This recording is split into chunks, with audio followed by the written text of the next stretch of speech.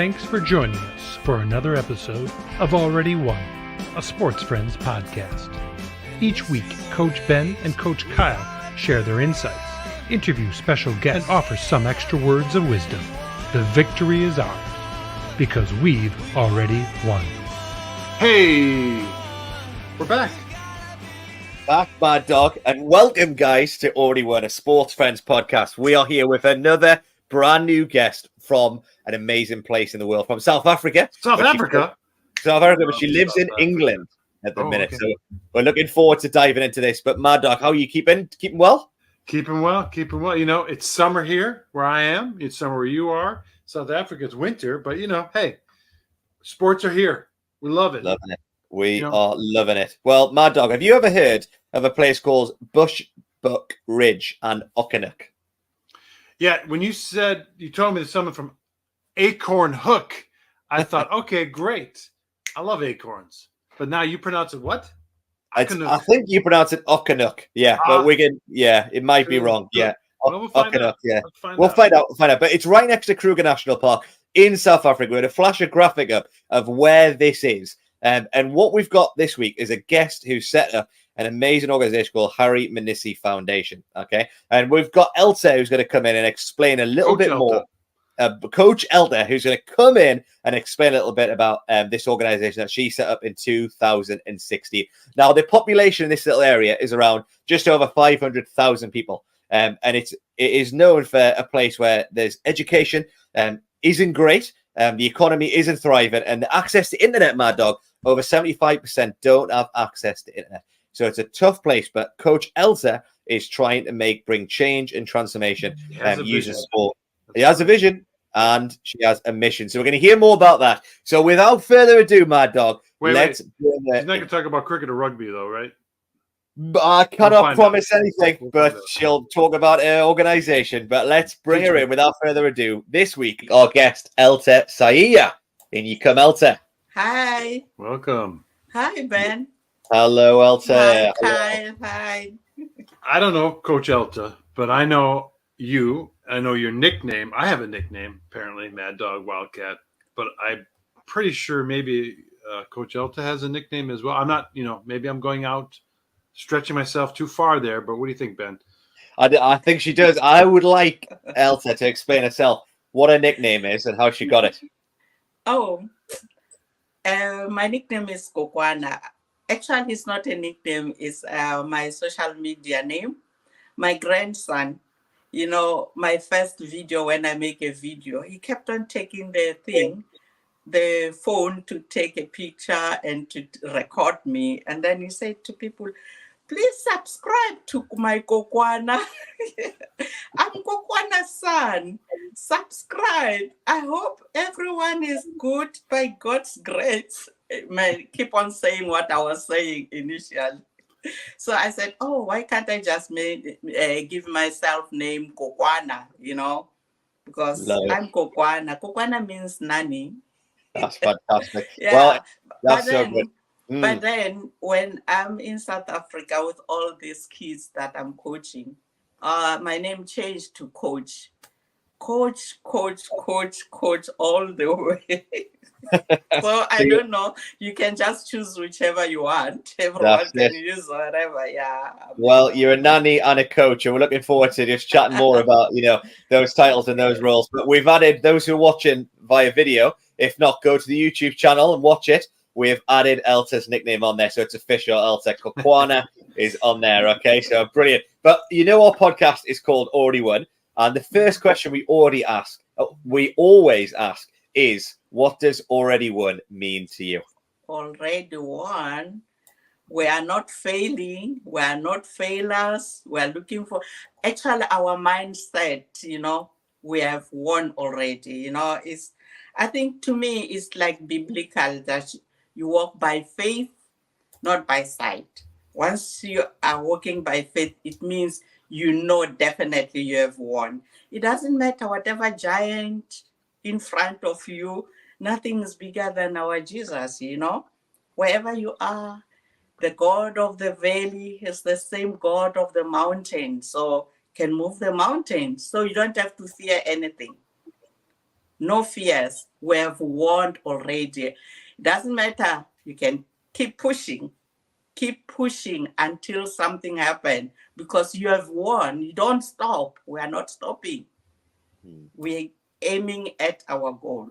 We have won already. So why should you look back when you have won already? So, That's yeah, it. we have That's won. it. Why should We we have look won. back when we've already won? No, This is great. yeah. I like it. We're not going back. We're not going back at all. No. Like it. So tell us about yourself, where you grew up, and what you're doing with this foundation. Yeah. So I was born in South Africa, beautiful South Africa. It's called Rainbow Nation because of different colors. You see my colors here, green, but I'm missing some of them. So, born in South Africa way back and went to school there and worked there as a nurse. And then got married in South Africa and got widowed there, unfortunately, and then moved to England in millennium 2000. And then, so I stayed here. I'm a third born of 7. We're 7 at home. And then I had 2 brothers older than me and 4 more siblings younger than me. So then my eldest brother was called Harry. He was a head teacher.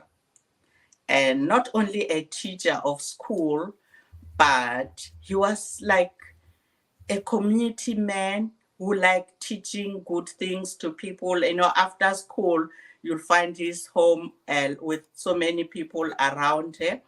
And then, unfortunately, at some point, he died. May his soul rest in peace. So then I look back when he was gone. I was like looking at all the good things that he did because I was in England by then. But when I went for funeral, I heard people talking so many things. People were really mourning, you know. And then I remember this pastor who was preaching at his funeral saying he was a pastor already, even though he was not graduated as a pastor, but he was a pastor of pastors. Why he was saying that? Because, you know, this pastor was being judged by so many people about what he's doing in the community. Like, you know, when you are a pastor, we all try to look like you are a saint. But he was not there. And then he kept on lifting him up. When this pastor was down, he kept on showing him that, no, he's still a human. He still can do God's work because before God, we are all sinners. We are all just human, but we are on this world. And, you know, he used to like this verse. I can't remember the verse where it is, but he would say, Jesus always asked people that the one who has not seen, let's see if you can be the first one to hit that woman with a stone. And then no one did because we all sinned anyway, you know. So those things are the words of encouragement that we are all human, you know. We can sin, we are sinners already, but simple because Jesus came down and we know that we are saved, you know. We don't have to be discouraged. So he had all those things, encouraging words of wisdom from the Bible. We grew up from a Christian family. Our parents kept on taking us to church every Sunday. There was no way that you can stay away out of that, you know. So we grew up like that to an extent that at the moment we have got 4 pastors in the family. My 2 sisters are pastors and their sons as well. So we are so blessed. God is good. Yeah. So we wanted to like just carry on with what he was doing, you know, and have an impact to all those children that he left there. and all the community that were looking upon him. Yeah. Well, so that was in 2016. You founded, your foundation. All right, yeah. Were you going to ask something, Carl? Sorry. No, go ahead. Yeah, so in 2016, you founded officially the Harry Mnisi Foundation, right? Tell us a little bit about that and kind of what's happened since 2016. Yeah, so 2016, I was already here in the UK, but he died in 2012. And then I really wanted to do something into my community in view of the socio-economic status of our community. Literacy is low and the government is too slow to reach out there, everything to impact the life of people there is hard because sources are so slow to get there. So I started that in 2016. As I say, it's too slow for people to understand things. When you say you are starting a charity, people there, they think of money. They think that, oh, you've got a charity, so we'll have something to eat. We'll have money for this and that. So it's so hard to get people that are really dedicated. So it was so difficult for my charity to function properly whilst I was working in the UK. And then when I go home, I try to do this, establish this. Old ladies, try to help them do some gardening, find themselves. I try to let them play soccer for oldies with the aim of exercising, educate. When I was there, it was working well. But when I come back, it all stops because there's no one to lead, So, and then now that I'm trying to go home slowly, I keep going home frequently. And then I decided, okay, initially our first project that I had, it was about giving back to the community. That was our first project that I'm so proud of. My brother kept on talking about this reunion, bringing all the people that was at our own old school. So I did that. I decided, okay, this school, I went there one day, I drove around, I found that the school is in a very bad shape. And this school is one of the best school during our time, where so many people, like leaders of the country, others were premiers of the country, they got educated in that school. But when you look at it today, you can't send your child there because everything, the standard has gone down. So what I did, I invited everybody, from everyone who got educated in that school from 1965 when the school was open, to come together. I couldn't believe it, but I just took that step of faith that it will happen. And imagine, I didn't, people that studied there in 1965, I was 5 years old, but I managed to bring most of them together. Everybody was so emotional to meet each other, to reunite again. If you could see the joy that was there, it was amazing. It was amazing.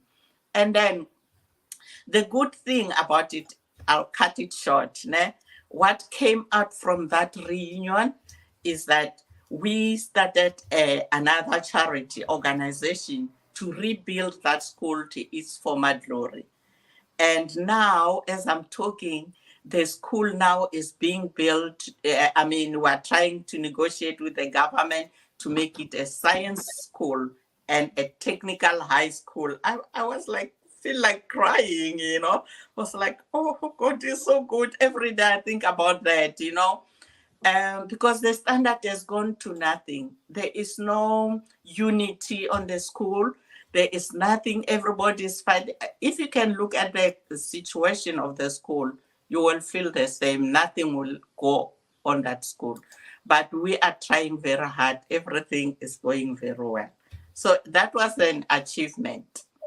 Yeah, I mean, I've read like the stats where you guys are working, and you say, over 52% of people are unemployed. You talk about like less than 10%, like 10% complete secondary school. This is the reality of where you're kind of working. And then fast forward since 2016, you've got weekly tennis programs and cricket programs, which is amazing, right? Because those are sports that not many people have the opportunity to play, and you've got community sports days as well. So tell us a little bit about those that you have as well, and what kind of things you do with that sport wise. Okay, fast forward now to 2022 when I'm trying to go home now. And then I met Roy. Roy was a tennis player. Everything that I do in the UK, like when I'm at the gym, I just feel I could take this gym to Acornhoek. When I play tennis, I feel they could have this there because there isn't, Anything I do here, I see people running Olympics. I used to live in Stratford during Olympics. I was living in Stratford. I could see everything that was happening there. I was like, oh, I wish we could have Olympics one day in Acornhoek.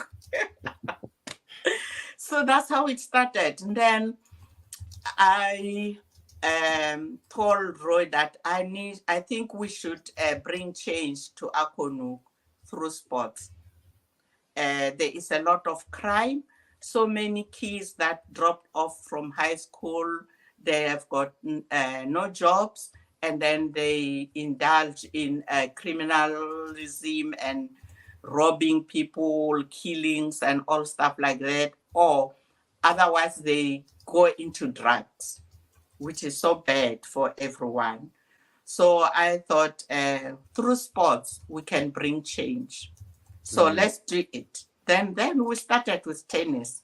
It was very hard, and it is still hard because people there, it was so cheering to hear that a child doesn't know that this is a racket. This is a tennis. When you talk about tennis, they talk about the tennis ball itself.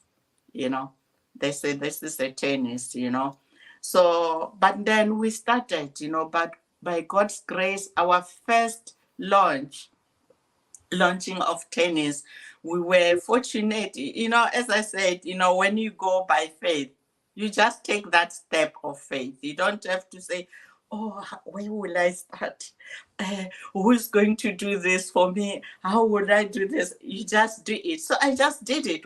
And then we had this lady who was told us they are promoting tennis from Tennis South Africa, blah, blah, blah. Then she came. First episode, we had about 65 children coming in that small place to play tennis for the first time, to hold racket, and we're told the joy that was there. You could see kids running around, looking forward into doing this. They were not aiming at achieving something, but they were just having fun, and they were so happy. That only was so satisfying, make my heart felt like melting, just to see them playing.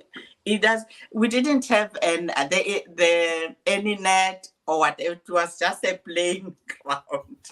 But hey, things happen. And today those kids are playing very, very well, to an extent that some of them, when we're not there, they coach others.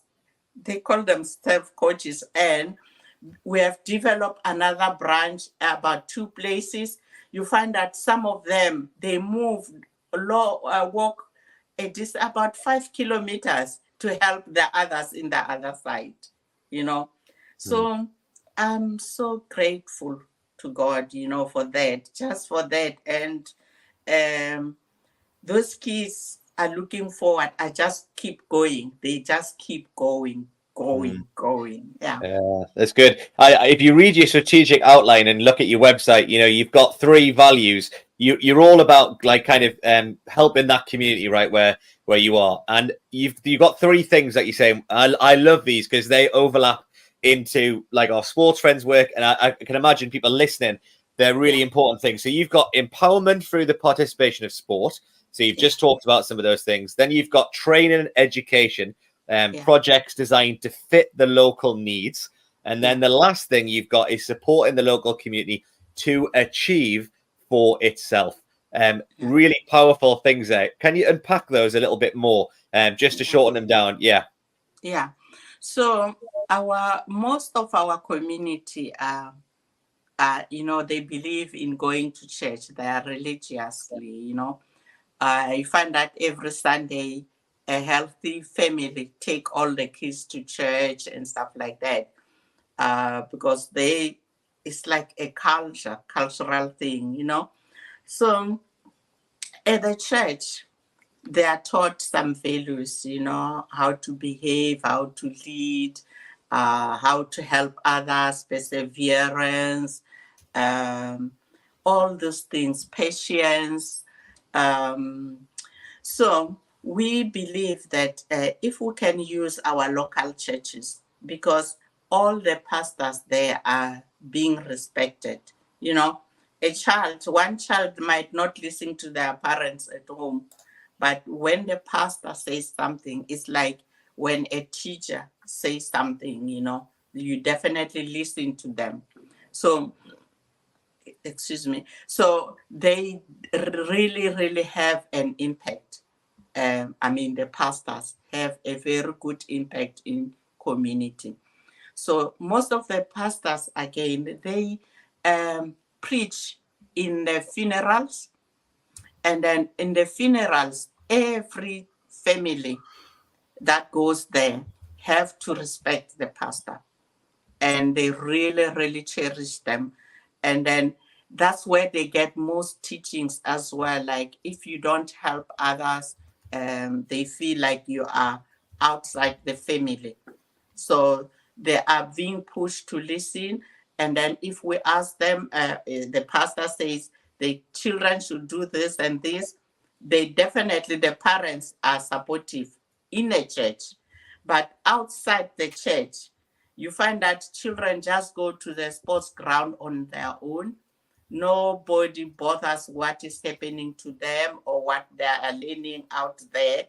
But when we use the churches where there are leadership, where there is a leadership, it is much easier, and the families feel that their children are protected there, and they feel that they are being taught good things, like in the Bible, like teaching them how to follow Jesus, how to follow the step, how to do things, the 10 commandments, So that's how we use our local churches and our local community people to help each and everyone around sports.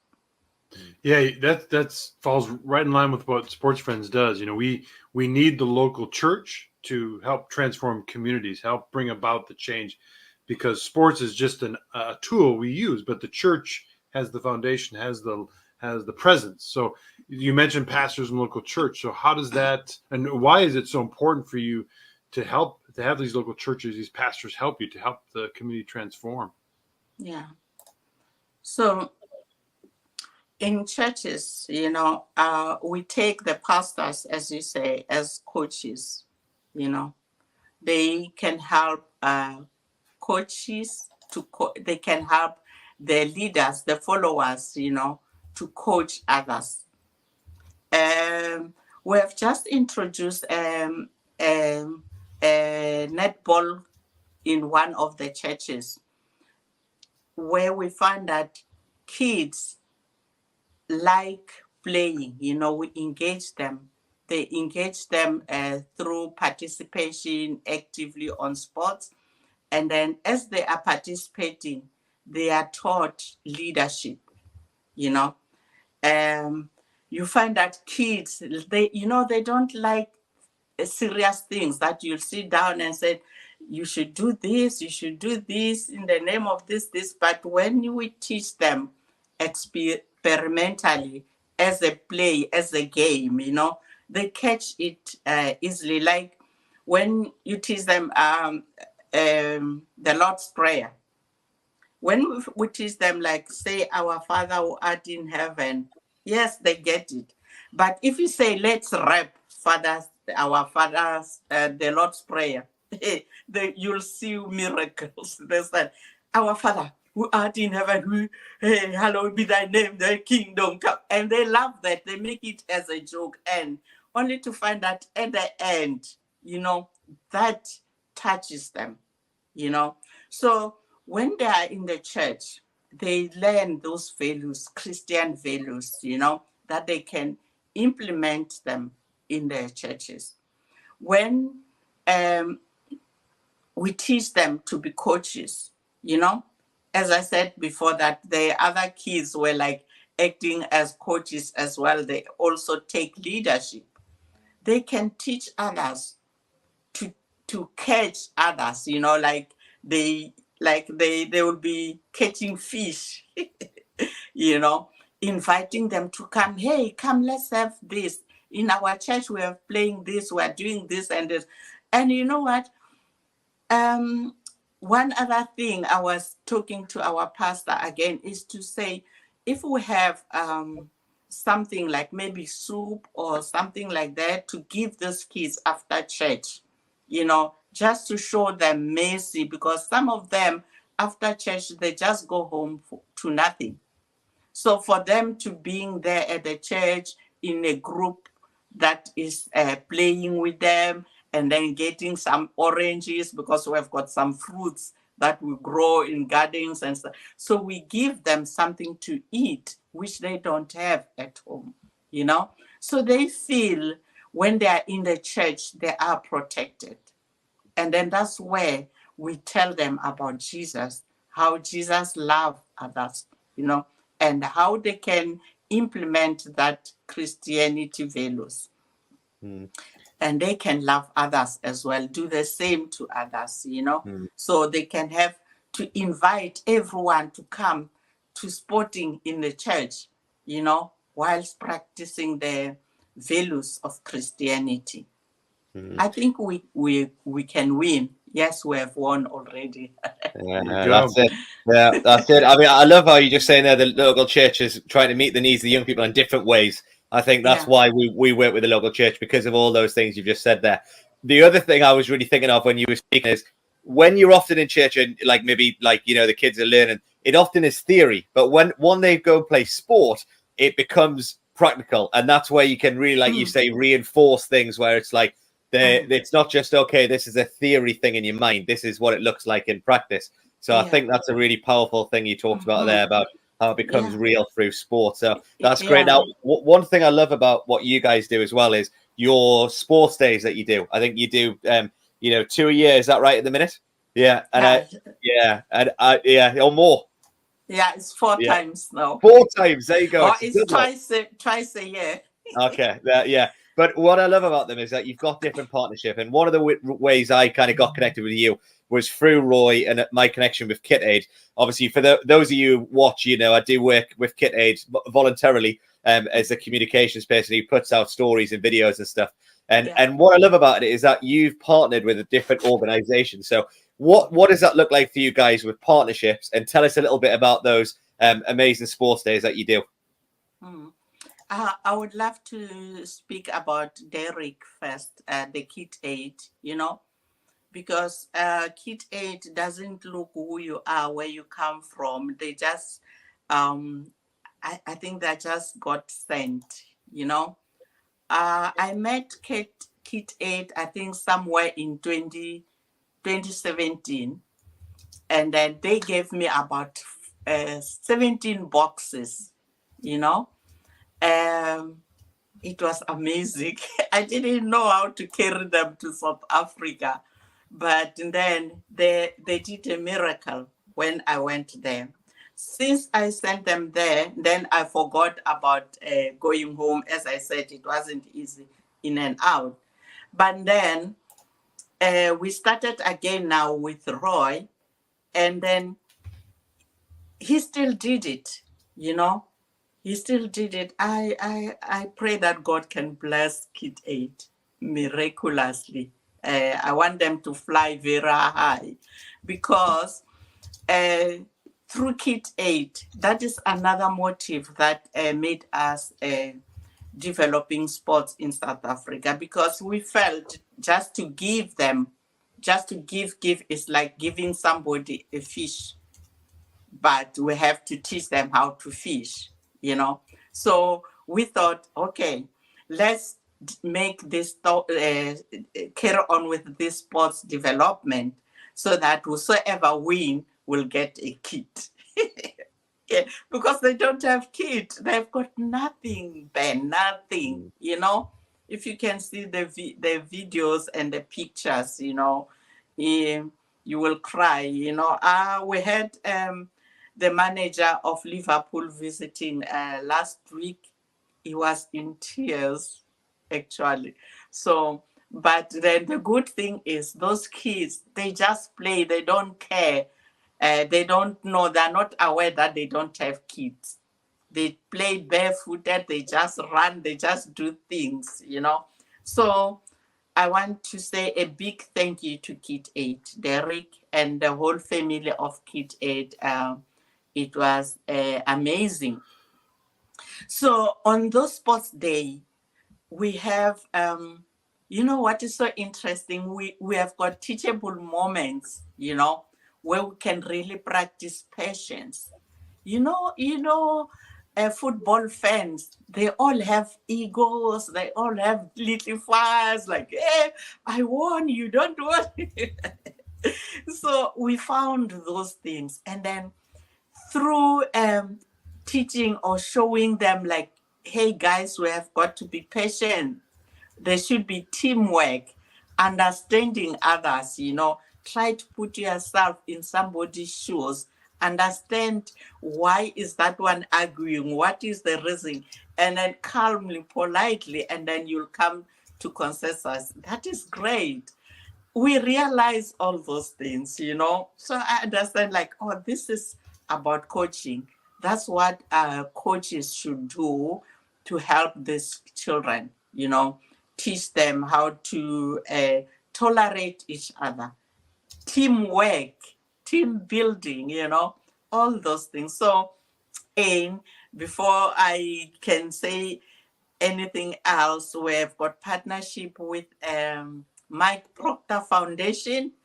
Oh, I'm so thankful that they gave us a coaching. We never had a coach at all. Actually, that is the only coach we have for all the sports. We've got athletics, we've got netball, we've got soccer, we've got tennis, we've got cricket. So fortunately, Mike Proctor came to visit us in Acornhoek, and he was actually coaching the kids. I was like, oh God, where do you come from? And then before he died, may his soul rest in peace.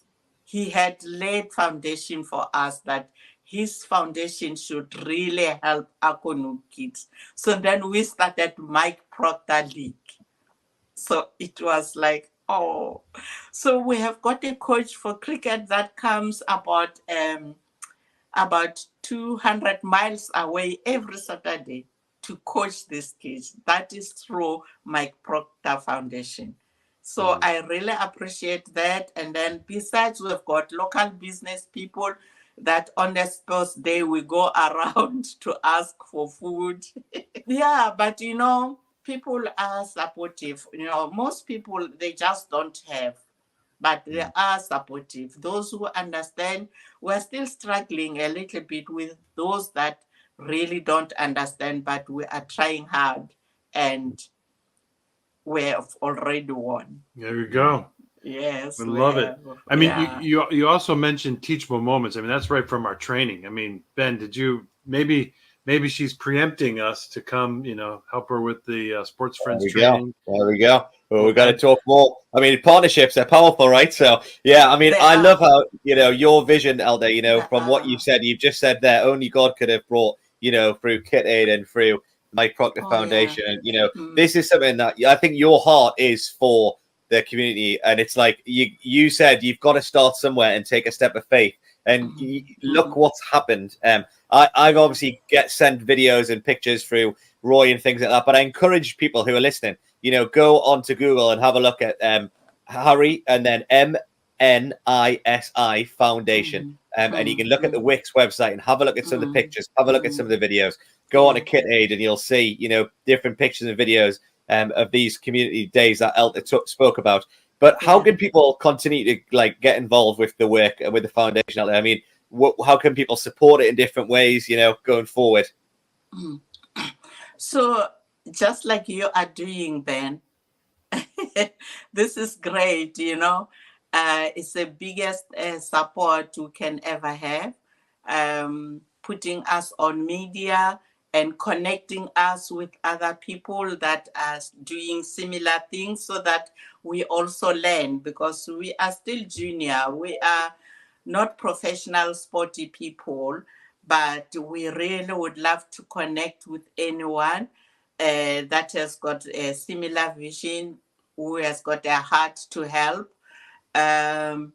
Besides, we would love anyone who would love to just come and say, can I coach tennis, or can I sponsor you a coach, or we don't even have a tennis court. The whole community. So some of the kids we train them on the street, but we just thank God that at least we are able to do something. We are not just sitting back. Any kind of support, whether in cash or kind or anything, connecting us with others that are able to support. Well, even if we can have Serena Williams visiting us, that will be great to come and see, because we have got kids that are calling themselves Serena Williams. They were fighting one day. The other one is a boy. He was saying, I will ask them, everyone should give us the tennis name. And this boy said, I'm Vanessa Williams. So, those people, they are known, or they've had their name somewhere, those kids.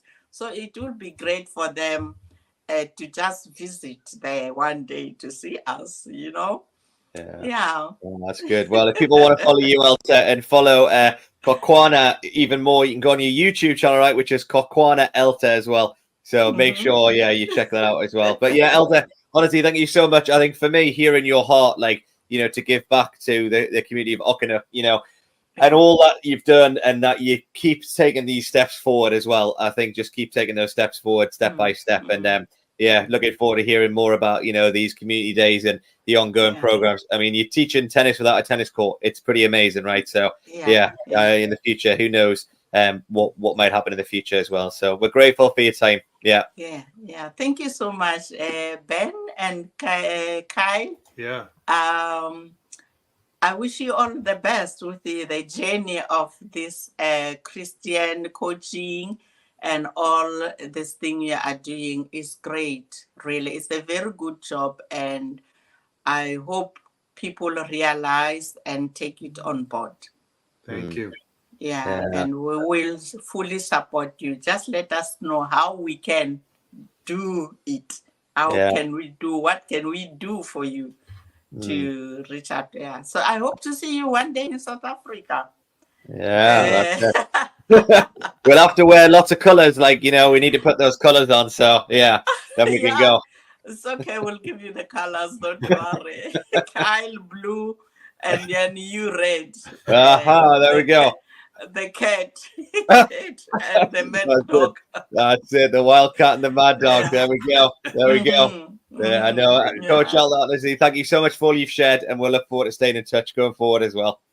Thank you so much, guys. Good stuff, Ben. You keep bringing this cricket back to me. I mean, she's working with a legend in South Africa, late legend, but I mean, that's amazing. Tennis I can relate to. Netball, it's close to basketball, not really, but it's close. Cricket, though, I'm still over here. Yeah, we're going to keep bringing it up, and we at least they didn't talk about rugby anyway. So yeah, but we are sports friends, right? And then Elta was someone who has had a passion to really help the local community. Now we've had like big athletes on, we've had coaches on, and for me, I think that was someone who, like she said, she had a vision and she had the faith to take a small step.